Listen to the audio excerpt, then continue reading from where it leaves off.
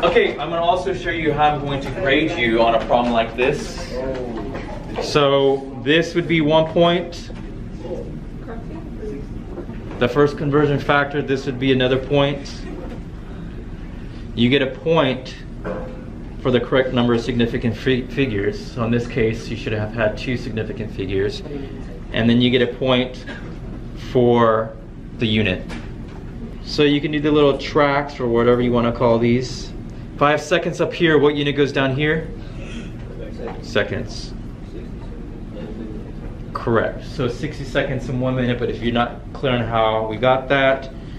So again, crisscross applesauce. So seconds up here, I need to have seconds down here. Then I want to go up and find a conversion factor that has seconds in it. It's this one right here. So 60 seconds is equal to 1 minute. So I'm gonna put 60 right there is equal to 1 minute. Seconds and seconds cancel out. I'm left with 1 minute. But that's not what the problem is asking, so I go on. So go ahead and plug that into your calculator and see what you get. Check with the people around you. It is the 4th week of school. I feel much better than I did last week. And so I had students come in this morning to do their lab practical, and I had a whole bunch come in during lunch. I was just rushed with students, which is great. They all showed up. And so right now, I was gonna have them put something into the computer so that way I wouldn't have to grade it and they wouldn't have to do any calculations. But because I rested this weekend, I didn't do that. So the people who came in the morning and during lunch didn't input that, so I had them calculate. But right now, I actually just finished up creating a Google document sheet that had the formulas in there. So anybody who comes this afternoon and the rest of the week, all they have to do is take in their measurements, put it into the computer, and it will tell them what their accuracy was. I had a good showing of students that came during the measurement lab practical. So I had 7 in the morning, 30 during lunch, and 9 after school. And so it's gonna repeat tomorrow and then all the way through Friday, just depending on when they signed up. It is going on 7 o'clock. I'm just barely leaving campus.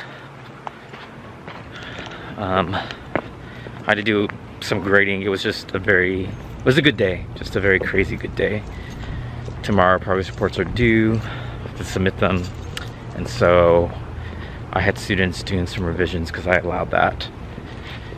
And other than that, I'm about to head home and call it a day. It is 6:45 Tuesday. Just a recap of yesterday, my students took a quiz. We started and we graded the quizzes in class. Then we started dimensional analysis, and that pretty much was all day yesterday. It was like direct teach, and then I did the whole gradual release, like I do, we do, you do. I started off with doing time problems because that's something that the students all know before getting into the metric system. And then, so that was all pretty much all day yesterday. Other than that, the students came and they started coming in yesterday for their lab practical, so they have until Friday, just depending on what day they signed up. So majority of students, a large number of students signed up yesterday. I had a good number in the morning, good number in the afternoon, and then I had a whole bunch during lunch. Luckily, I had third period off, so I was able to eat something because they just all hit me at once. And I thought it through, but I don't think I thought it as through as I would have liked. So they all came in, and I only had enough spaces for a certain number of students in the back. So I just told them to either like sit and have a seat, or they can go grab lunch, because they all came like right at the very beginning with lunch, and I'm like, you don't all have to show up, like you can go grab lunch first and then come back. So that's what some did. I allowed them to sit and bring their food and eat lunch in here, and then just whenever a spot opened up, they switched out. So yesterday was heavy, today will be heavy, and then it starts to trickle down as we near Friday, because I think I only have a couple kids coming on Friday. One signed up for after school on Friday. But it literally will take them no more than 5 minutes, because they're going back, and I only selected 3, a graduated cylinder, a beaker, and a triple beam balance for them to measure. And then I created a Google form where they put their measurements in, and it will calculate the percent error for them. So we're really, well, it will show it to them, but I did it for me to make grading a quicker process. So today's a B day, so we're just repeating what A day did yesterday. So it should be relatively an easy chaotic day, because that's how yesterday felt. It was a good day, but it was just a very busy, crazy day. So that's my day for today. So today was another good day. I had several students come. I didn't have any students come in the morning. For some reason I thought I was gonna have students who signed up, but when I rechecked the list, no students signed up to come Tuesday morning. I had several come during lunch and then a whole bunch also come after school today, so I had to rush beyond just students coming for the lab practical. I had students come to complete, sorry, people are talking outside so I'm distracted, to come do tutoring. And so I just was rushed with a whole bunch of students all at once, and so I'm trying to eat, I'm trying to help them, trying to get the kids back to the area in the back. So other than that, I'm going to go home. Sorry, I have allergies right now. So that's allergies, headache, achy body, sore throat. I'm just getting sick. So what I am doing right now is I found a bunch of files, old files from like 2007 from the first high school that I was ever at, where I really kept it organized. Like week 1, this is what I was doing, week 2, week 3, etc. So I found that on my computer at home yesterday, and so I was trying to see it if I had it on my personal shared drive here at school. According to that calendar, if I was comparing myself to that particular calendar, I am also behind where I'm at. However, I'm not too stressed about it. I think I said this earlier. We have the Canvas system that rolled out this school year in the district, and so what I'm going to do is I've already created some videos already, but I'm going to create some videos for matter and change and basic atomic structure, and have them watch that outside of class, and also construct their interactive notebook outside of class, so they'll just take notes based off that. So it'll be really just videos of me going and filling in the notes and talking about it, so that way they can come to class and we can push forward. I have a plan for catching myself up. Now it's just a matter of shooting the videos, which I've been doing during my off period. So I have like a little sign that I put out there, like filming in progress for instructional videos. And then I took the little mobile lab cart and I moved it up close to the whiteboard. And so I've been using the whiteboard to explain things, so that way students can, first of all, some students that are struggling right now, they can watch me work extra examples, and then for the videos that I want us to get caught up for, I'm filming those right now. I created videos where I explain, there's some additional examples, and then there are videos of me talking about significant figures. I'm not gonna watch myself watching myself in class. A little bit weird. So if you need help, then I would suggest go back and watch the videos if you just want extra practice. Again, check with the people around you just to see if you're confident as a group. Just check with them. So there's some questions that came up, so I will address those real quick. You have to convert both units because this is a double conversion problem. So that's the reason I converted both of them. If you wanted to start with miles first, you could have done that and converted that to kilometers. Okay, y'all, do me a favor, we're gonna walk out to the left side of the building. So it's third period, it's my conference period. We had a fire drill towards the end of second period earlier this week, and I was like, don't forget. And then today I forgot, so it was towards the end of second period. So right now I'm grading their lab practicals.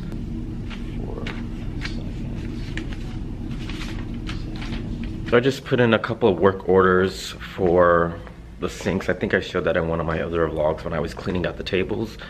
So like this lab table right here is clogged. The one over there is clogged. And then the prep room light doesn't come on. And it's been like that since the summer. And then there's also a glass cabinet door that has been unhinged and sitting someplace in that room in various positions even before I officially started working here. When I was a science specialist and I would have to come and support the campus, the door just was always sitting on the floor on top of one of the computer carts. So I'm gonna see if we can get that. I guess I could probably even do it. I just don't want to add another thing to my list. So today, B-Day is doing what we did yesterday. So we are finishing dimensional analysis, converting double conversions, and complex units, so like when it's, you know, cubed. And tomorrow is a Friday, it's a B-Day, so I will see my classes that I have today, tomorrow. So next week, what I had planned to do was test Tuesday and Wednesday. However, I'm gonna have to push that back. So the plan was tomorrow, my B-Day class, which I will see I have today and I will see them tomorrow. They would get their review. 8A would be a repeat of Friday, and then they would test. However, I was one of, I think, 5 or 6 teachers that was selected to have the Region Service Center here come and videotape a lesson. I had to agree to it, of course. And so they want to see classroom like management policies and procedures. So me explaining things and getting students to, I guess, clearly follow directions. And so they did tell me that they could possibly videotape my entire class or just a portion of the class. And so they are coming Wednesday. So I didn't want to test my B-Day classes on Tuesday and then have to wait until Friday to test my 8A classes. So what I'm going to do is I'm going to move my test back until next Thursday and Friday, because next Friday will be an 8A. So I just have to figure out, I think I'm going to push the dimensional analysis so we can do maybe more complex word problems, but I don't know if I'm going to necessarily put that on the test since I'd already created the test. So at this point there's no sense in me trying to change it up, but I might just flex and do something a little bit more challenging and review on Tuesday and Wednesday. Today, and actually yesterday on 8A and then today B-Day, I implemented the process of flexible seating, so allowing the students to choose wherever they wanted to sit in the classroom, as long as it was up in the classroom area, not in the lab. And so like my first period, they just all like, oh, we're just gonna sit in our seats, okay. And then like my second period, some students switched around. Fourth period, there was a switch, and then my B-Day classes took advantage of that. I only really had 2 periods where I am probably already gonna have to separate some of the students, or at least temporarily ban them from sitting next to some of their friends. However, one of the positive things that I noticed is that there were some students who have been quiet this entire time up until I implemented the flexible seating, and they were sitting next to people I guess they're friends with or just more comfortable with. So I noticed them talking a lot more and getting into the problems. And so I guess that's the one plus that I've seen from implementing without like all the, you know, the furniture and things like that, because really it's just the process of allowing them to choose in the classroom and area of the room that they feel that they would learn best. And so right now, again, yesterday and today it seemed pretty positive, so I'm going to allow it tomorrow as well. TGIF, it's Friday. So I haven't really vlogged this much this week because my students were doing the lab practical, and I had them come in the morning, I had them come in during lunch and after school, and it just was really, it was a great week, but it was a crazy week. So that's the reason why. One of the things that I did today, or not today, yesterday and Wednesday, was I implemented flexible seating. So that actually went well. When I say flexible seating, not everything with like the chairs, the process of flexible seating. So allowing the students choice in where they sat in the classroom, as long as it was up in the classroom, not in the lab area. And so that went really well. And I had to get used to it because I'm not, when I was in the classroom 7 years ago, I always had assigned seating. I never allowed the students to just pick and choose their seats. So it was really funny. Yesterday I was walking around, I'm like, why are you sitting? Like, I was in my mind, like, why are you sitting here? Oh, because I'm doing flexible seating. I said you can sit anywhere. So I myself have to get used to it. I think the students were a little bit surprised that, you know, I talked about flexible seating and I showed them some pictures and some videos of it. So I think they were expecting like right away with all the, you know, different types of furniture and seating options. But I told them that will be coming soon. However, I wanted to practice, and so I wanted to see if they could handle it, and they did. So today I had B-Day classes again, so we're going to do the flexible seating again. Although today I'm going to tell them that they can't sit where they sat yesterday. They have to pick someplace new in the classroom, because one of the things that I noticed, and I'm sorry, I'm sitting like right in front of the light, I don't know if you can see. One of the things that I noticed was that a few of my students, they tried to save seats for students, and I was like, it's first come, first serve. So if you want a seat, you have to get here early, and hopefully that will help.